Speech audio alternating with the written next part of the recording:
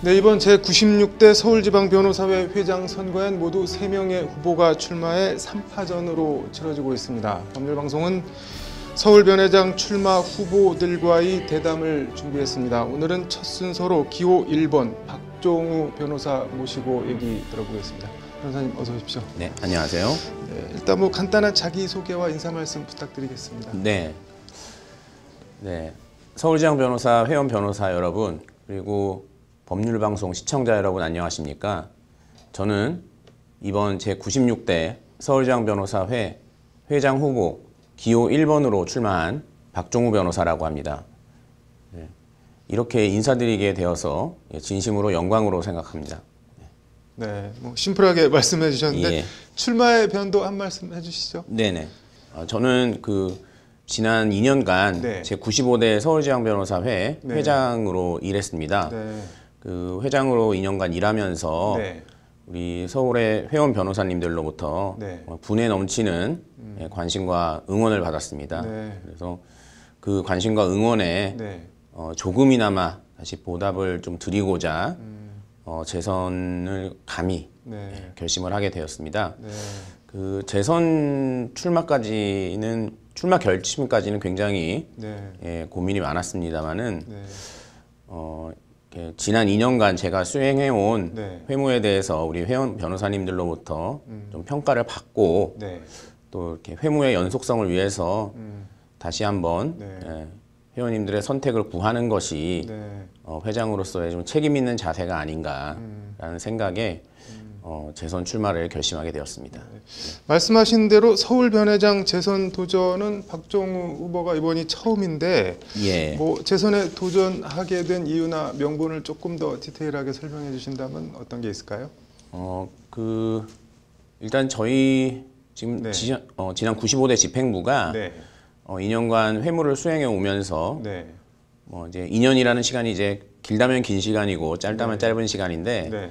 이렇게 회무를 이렇게 추동력 있게 진행을 하다 보니까 네. 계속 이제 새로운 아이디어가 떠오르고 그러면서 임기 후반기에 네. 좀 새로운 무슨 청년 변호사들을 위한 미래인재 특별위원회라든지 변호사 보수에 대한 부가가치세 폐지 태스크포스라든지 이런 것들을 진행을 하면서 이거를 보다 조금만 더 시간이 있으면 좀 구체화해서 정책화 시킬 수 있겠다라는 좀 생각이 들었습니다. 그래서 또한 이제 공익사업과 관련해서도 네. 저희가 지난 2년간 공익 전업 변호사 양성 제도를 실시해서 네. 변호사 두 분을 네. 선발해서 지원을 하고 있는데요. 네. 재작년, 작년 이렇게 두 번 네. 이렇게 시행을 했는데 이게 저희가 이제 집행부가 물러나고 나면은 사업의 연속성에 있어서 좀 문제가 좀 생기지 않겠느냐라는 좀 우려가 있습니다. 네. 그래서 제가 한 번 더 기회를 받아서 그 부분도 좀 서울의 공익 사업의 주축 사업으로 좀 확고하게 자리매김하고자 결심하게 되었습니다. 공약 얘기를 좀 해볼까요? 다른 예. 후보와 차별되는 핵심 공약이 있다면 어떤 게 있을까요? 먼저 두 가지만 좀 네. 설명을 드리겠습니다. 첫 번째로는 지금 올해부터 네. 이제 형사소송법이 개정되어서 네. 이제 검경 수사권 조정에 따라 네. 경찰의 수사 권한이 굉장히 확대가 됩니다. 네, 그렇죠. 수사 종결권까지 가지게 되고요. 네. 그래서 그렇게 된다면은 인권 의식과 또 법률 지식이 풍부한 네. 법률 전문가인 변호사가 네. 반드시 경찰 수사 과정에 참여하고 그런 수사도 직접 진행하는 것이 필요하다. 네. 그래서 국민의 인권 보장 차원에서도 그렇습니다. 그래서 제가 만약에 다시 선택을 받는다면 네. 서울 시내 네. 경찰서와 네. 또 우리 행정안전부 장관 네. 방문을 해서 네. 면담 요청을 해서 네. 정말 경찰서에서 변호사를 좀 직접 채용하는 그런 정책을 좀 추진하려고 하고 있고요. 그래서 서울시 이제 요약해서 설명드리면 네. 서울특별시 관내 경찰서 1경찰서 1변호사 채용 뭐 이런 공약이고요. 궁금한 게 근데 그러면 예. 경찰서에서 직접 채용을 하면은 네네. 변호사님들이 그 변호사분들이 수임을 하지 못하게 되는 거 아닌가요? 아, 그게 이제 그렇게 생각하실 수 있는데 네. 일단 그 수사하는 쪽은 이제 법률 지식을 갖춘 인권의식과 법률 지식을 갖춘 변호사들이 당연히 채용을 하게 되면 오히려 더 법률적인 이슈가 많이 생기고 그렇다 보면은 법리적으로 다툴 부분이 많이 생긴다면 오히려 그 조사받는 피의자나 네. 고소인, 고발인들이 오히려 변호사의 조력을 받을 필요성이 더 많이 생기지 않겠느냐라는 게 그래서 그렇다라고 한다면은 우리 변호사 네. 그 이제 경찰서에 채용되지 않은 그냥 우리 일반 변호사님들도 또 수임의 기회가 더 확대되지 않겠느냐라는 좀 기대를 하고 있습니다. 알겠습니다. 다른 거 하나는 또 뭐 말씀하실 거 있는 건가요? 하나는 또 외부 법무감사제도의 그 정책화인데요, 법제화. 근데 지금 회계법인 같은 경우에는 그 이제 일반 기업들 같은 경우에는 회계 감사를 정기적으로 받게 돼 있지 않습니까? 네. 그것과 마찬가지로 그 기업의 그 준법 경영 실태를 이제 확고히 하기 위해서 그런 이제 외부의 독립된 법무법인이 정기적으로 감사를 하고 그 감사 결과를 공시하도록 하는 정책을 추진하고자 합니다. 그래서 정말 그 우리 또 사내 변호사님도 많이 계시지만 뭐 준법 경영이나 이런 컴플라이언스 관련해서 굉장히 일을 많이 하고 계신데 그런 외부 법무감사 제도가 도입되면 그런 기업의 준법 경영과 관련된 그런 업무의 중요성이 굉장히 높아지는 계기가 될 것이다. 그리고 또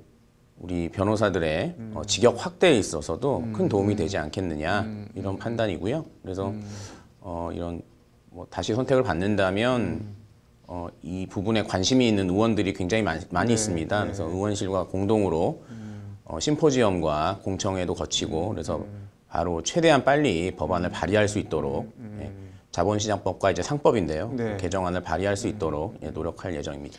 뭐 그 밖에 다른 공약이 있다면 어떤 게 있을까요? 먼저 좀 취임 직후 제가 재선에 성공하게 되면 취임 직후 바로 추진할 이제 정책이 이제 회원복지 관련해서 이제 신규 청년 변호사님들의 월회비를 2년간 전액 면제할 예정입니다. 제가 지난 95대 때부터 추진해오던 그런 우리 청년 변호사 일자리 창출과 관련해서 그냥 우리 서울시내 관내 구청과 공공기관에 그 신규로 변호사들을 직접 채용하는 정책을 지속적으로 추진할 예정이고요. 그리고 또 지난 95대 때부터 5대 때도 이제 전국 경제인 연합회나 중소기업 중앙회 그리고 한국 여성경제인 연합회와 이제 간담회를 통해서 기업에서의 이제 변호사 직접 채용을 많이 이제 호소드리고 제안을 드렸는데 그 정책도 계속 추진해 나갈 예정입니다. 그리고 마지막으로 말씀드리고 싶은 것은 이제 저희 95대 집행부에서 이제 변호사 보수에 대한 부가가치세, 부가가 과연 정당한가? 국민들 입장에서도 개인 사건 같은 경우에는 부가세가 거의 다 개인에게 전가되는 문제가 있어서 이거는 변호사들의 이슈가 아니고 전 국민에 관련된 이슈이기 때문에 특히 개인 사건에 이제 관련해서 그래서 그런 저희 연말에 그 관련해서 그 보고서가 나왔습니다. 저희 TF에서 그래서 그 보고서에서 지적하신 그런 정책들을 96대에서 한번 좀 추진해보고 싶은 욕심이 있습니다. 알겠습니다. 사상 첫 서울 변회장 재선 도전이신데 뭐 앞서도 얘기했는데 왜 다시 박종우 회장이어야 하는지 한 말씀 드린다면. 서울에는 아시다시피 전국 변호사의 75%가 속해 있는 전국 최대의 변호사 단체입니다. 그래서 그런 만큼 그 직역수호 관련한 그 대국회 활동도 굉장히 중요한 역할 중에 하나입니다. 물론 당연히 지방에서 회원 복지가 최우선의 가치지만 그래서 지난 2년간 그 우리 50대 대한변협 집행부 협회장님과 임원님들과 같이 저도 직역수호 관련한 대국회 활동을 열심히 해왔습니다. 근데 지금 21대 국회가 임기가 아직 2년이 더 남았습니다. 그래서 지난 2년간 제가 국회 활동을 하면서 쌓은 다져놓은 네트워크나 그 대국회 활동의 그런 성과들이 좀 이렇게 헛되게 하지 않기 위해서 한 번만 더 기회를 주신다면은 네. 예, 말씀드린 여러 가지 제도의 법제화와 이런 걸 위해서 제가 한 번 더 2년 동안 하는 것이 좀 효율적이지 않나 예, 이렇게 생각을 하고 있습니다. 네, 마지막으로 법률방송 시청자와 서울변의 유권자들께 한 말씀 부탁드리겠습니다. 네, 올해는 조속히 코로나19가 종식되어서 여러분들의 일상을 하루빨리 회복하시기를 진심으로 기원드립니다. 신축년 새해 복 많이 받으시고 사랑하는 가족분들과 항상 건강하시길 기원드립니다. 저도 제 96대 서울지방변호사회 회장에 당선되어서 우리 회원 여러분의 부담은 낮추고 복지는 높이는 정책들을 많이 펼쳐나가겠습니다. 감사합니다. 네, 한 번 더를 외치며 나오신 우리 박종호 변호사 좋은 결과로 이어지는지 저희 법률방송도 지켜보겠습니다. 네. 오늘 나와주셔서 감사합니다. 감사합니다.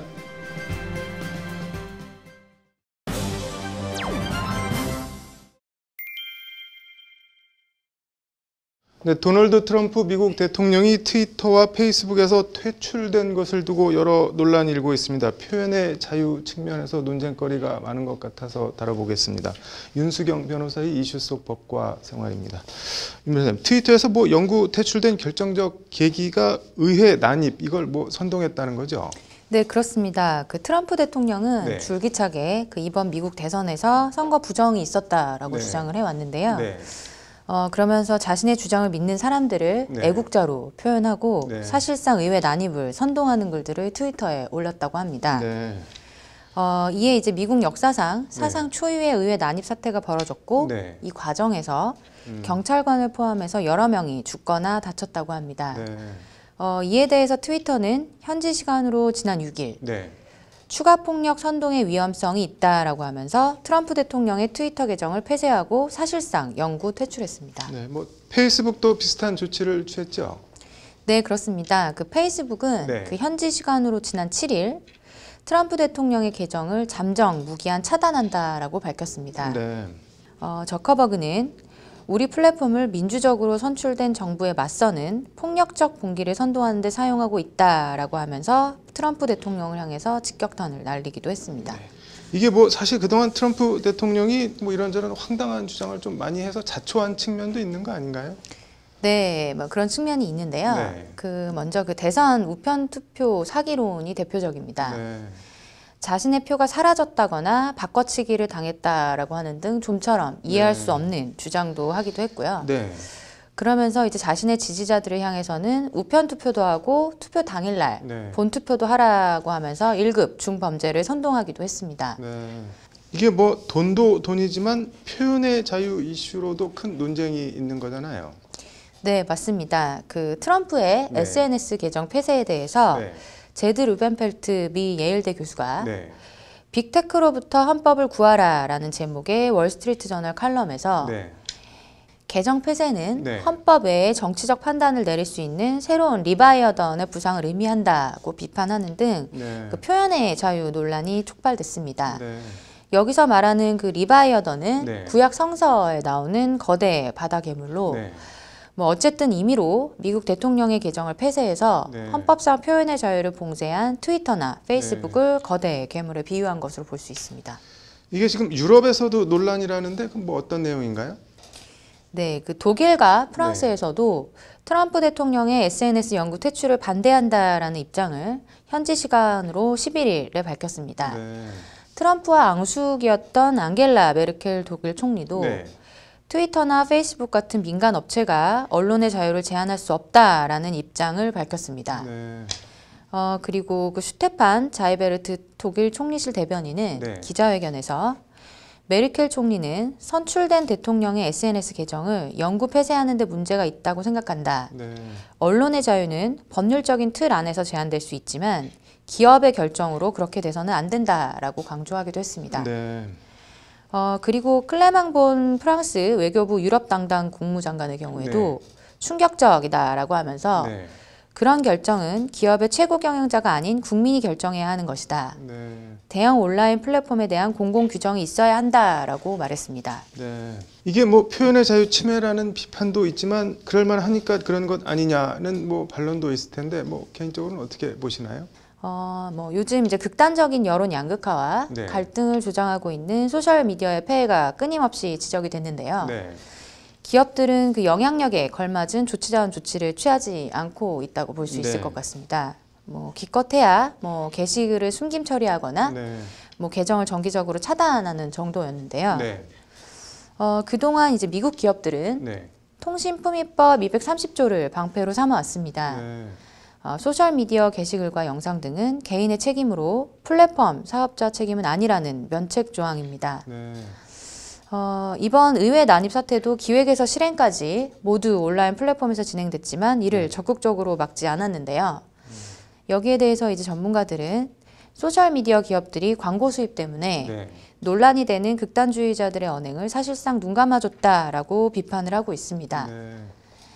그렇지만 이제 이번 사태로 네. 소셜미디어의 책임을 강화해야 한다는 미국 내 목소리가 커지고 있습니다. 네. 대표적으로 앞서 말씀드렸던 네. 그 소셜미디어의 면책권을 보장한 통신품위법 230조의 네. 폐지론이 더욱 힘을 얻을 전망인데요. 네. 거대한 영향력에 걸맞는 네. 그 소셜미디어의 사회적인 책임 강화와 함께 네. 그 표현의 자유를 보장하기 위한 법제 정비가 전 세계적으로 필요하지 않을까 생각합니다. 뭐 이거야말로 운용의 묘가 필요한 일 아닌가 싶네요. 오늘 잘 들었습니다. 네, 이어서 법조계 소식입니다. 경기 파주 LG 디스플레이 공장에서 유해 화학물질이 노출돼 근로자 2명이 심정지 상태에 빠지고 4명이 다쳤습니다. 정인이 사건 첫 공판에서 검찰이 의붓 엄마 장모 씨에 대해 사망 가능성을 알고도 발로 밟았다며 살인죄를 적용했습니다. 약촌 오거리 살인사건 범인으로 몰려 억울한 옥살이를 했던 37살 최모 씨와 가족에게 국가가 16억 원을 배상하라는 판결이 나왔습니다. 145억 원이 사라진 제주 신화월드 내 랜딩 카지노 금고에서 81억 원이 발견됐습니다. 경찰은 81억 원이 사라진 돈의 일부인지 돈의 출처를 확인하고 있습니다. 1월 13일 법률방송 로투데이 마치겠습니다. 시청해 주셔서 감사합니다.